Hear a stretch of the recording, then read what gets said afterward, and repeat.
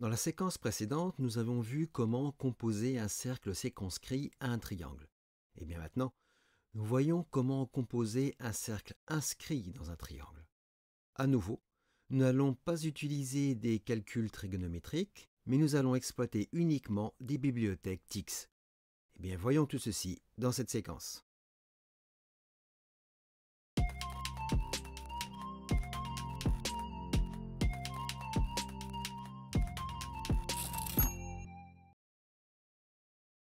Afin de bien comprendre la démarche, nous allons procéder en plusieurs étapes. Dans cet exemple de composition, nous allons utiliser 4 bibliothèques TIX. Elles sont toutes déclarées dans le préambule. Nous les avons toutes ici. Nous allons utiliser calque, intersection, through et angle. Tout d'abord, afin d'alléger le code, dans le préambule, j'ai créé une commande personnalisée pour définir la grille.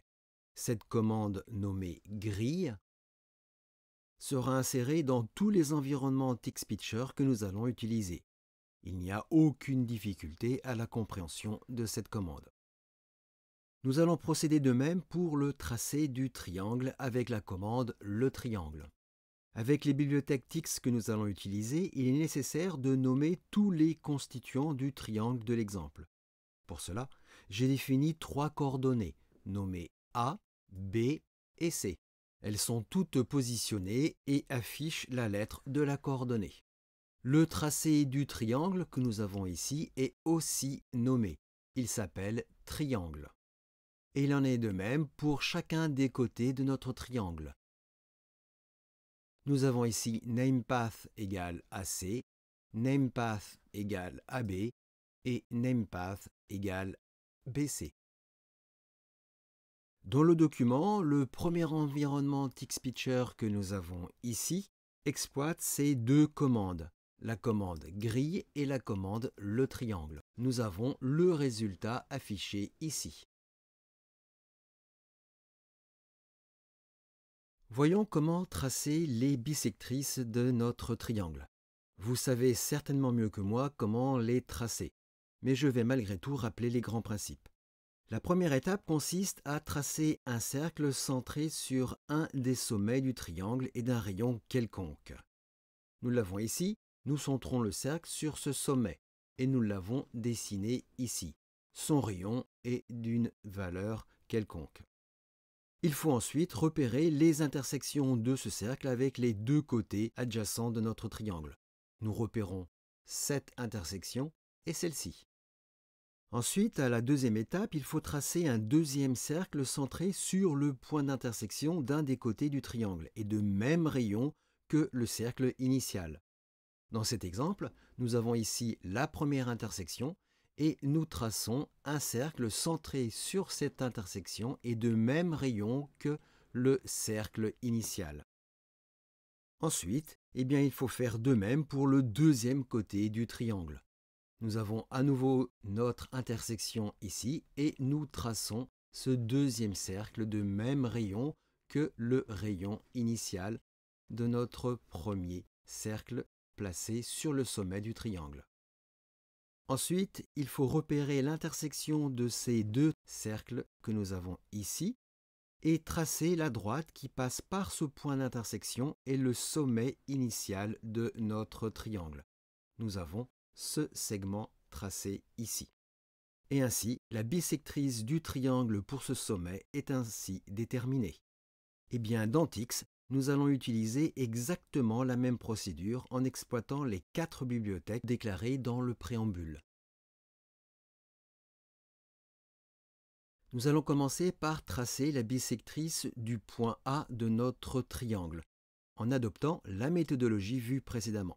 Nous commençons par tracer un cercle centré sur le point A ayant un rayon défini à 2,5 cm. Nous avons ici la commande qui permet de tracer ce cercle. Vous voyez que ce cercle est nommé, il s'appelle CA. La valeur du rayon de 2,5 cm est déterminée ici. Comme un exemple, bien sûr, vous pouvez parfaitement déterminer ce que vous souhaitez. Nous voyons que ce cercle utilise un style nommé T, dont nous avons la définition ici. Et nous avons l'affichage de ce premier cercle ici au niveau du point A. Ensuite, nous déterminons les deux intersections de ce cercle, nommé CA, avec les deux côtés adjacents AC et AB du triangle précédemment nommé triangle. Nous avons cette commande ici. Nous déterminons ces deux intersections avec le package intersections. Les points d'intersection sont nommés A_ICA et A_ICB. Et pour ces deux points d'intersection, nous affichons un nœud qui permet d'afficher à ces coordonnées une grosse puce. La première est ici et la deuxième est ici. Et donc ainsi, nous déterminons ces deux points que nous avons ici et ici. Maintenant, à partir de ces deux points d'intersection nommés, nous traçons des cercles de même rayon que le cercle initial en A. Ces deux cercles sont nommés AICA et AICB. Nous les avons ici. Nous avons donc les deux commandes draw, nous avons l'utilisation du style T et nous avons le nommage de ces deux cercles, AICA et AICB, centrés sur les points de coordonnées précédents, les deux points d'intersection. Ce sont bien des cercles avec le même rayon que notre cercle initial. Et nous avons donc ce tracé ici et ce deuxième tracé ici. Puis, il nous faut maintenant déterminer les deux intersections de ces deux cercles. Ces deux intersections sont nommées I et J, mais seule la première intersection I nous intéresse. Nous avons ici la commande qui permet de déterminer cette intersection. C'est bien l'intersection des deux cercles que nous avons précédemment nommés. Et les deux intersections sont nommées I et J, mais seule l'intersection I nous intéresse. Et à cette intersection, nous affichons ici une grosse puce. Donc nous avons ici déterminé ce point d'intersection des deux cercles. Maintenant, nous pouvons passer à la dernière étape, le tracé de la bisectrice en A. C'est tout simplement le segment qui rejoint les points A et I. Le point A ici et le point I ici. Et ce tracé est nommé BA. Nous avons la commande ici.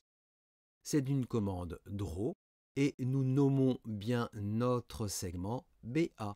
Et c'est le segment qui va du point de coordonnée A au point de coordonnée I.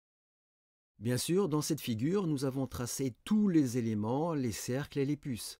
Mais c'est juste pour avoir des éléments affichés, c'est uniquement pour avoir une aide visuelle. Cela ne sera pas nécessaire de les conserver dans la figure finale. Pour tracer la bisectrice en C, nous allons appliquer strictement la même méthode que précédemment. Donc je ne vais pas décrire à nouveau cette méthode. Vous avez le code qui est ici et nous reprenons exactement les mêmes principes que précédemment. Et nous pouvons au final tracer la bisectrice en C qui va du point C au point d'intersection qui est nommé L. Maintenant que nous avons les deux bisectrices, nous allons pouvoir tracer le cercle inscrit. Dans cette figure, nous avons le tracé de la grille et du triangle. Ensuite, nous avons le tracé des deux bisectrices qui sont affichées. Ces deux bisectrices sont nommées BA et BC. Bien sûr, nous reprenons exactement le même principe que nous avions vu précédemment, je n'y reviens pas. Nous allons commencer par déterminer et tracer le centre du cercle inscrit et son rayon. Le centre du cercle inscrit est tout simplement le point d'intersection des deux bisectrices BA et BC. Nous avons la commande ici. Donc nous avons bien l'intersection des deux bisectrices BA et BC. Et nous nommons ce point d'intersection O. Et au niveau de ce point d'intersection O, nous ajoutons un nœud et nous y affichons une étiquette O et une puce, ici avec la commande belette. Donc avec cette ligne, nous déterminons et nous affichons le point d'intersection des deux bissectrices ici en haut. Ensuite, pour déterminer le rayon, nous avons besoin de connaître les coordonnées du point perpendiculaire au côté AB et passant par O. Ce point est nommé P. Pour cela, nous utilisons la bibliothèque TIX Calc. Nous avons la commande ici. La syntaxe est très simple. Dans un mode mathématique, nous indiquons les coordonnées des deux points du segment AB, les points A et les points B, et entre ces deux coordonnées, nous indiquons les coordonnées du centre O de notre cercle. Et nous déterminons ainsi les coordonnées du point P. Et nous affichons ce point P avec un nœud au niveau des coordonnées P. Et pour plus de compréhension et de facilité, nous affichons l'angle droit au point P avec la bibliothèque TIX Angle. Et nous avons cette ligne qui permet d'afficher l'angle droit ici. Puis pour terminer cette section, nous traçons le rayon du cercle. C'est le segment qui passe par le point O, le centre du cercle, et le point P. Nous l'avons ici. Et nous traçons le rayon, le segment qui va du point O, le centre du cercle, au point P. Bien sûr, libre à vous d'afficher les points O et P, le rayon et l'angle droit, vous faites ce que vous voulez. Ici, ce sont juste des facilités d'affichage. Et bien maintenant, nous avons tous les éléments pour tracer le cercle inscrit.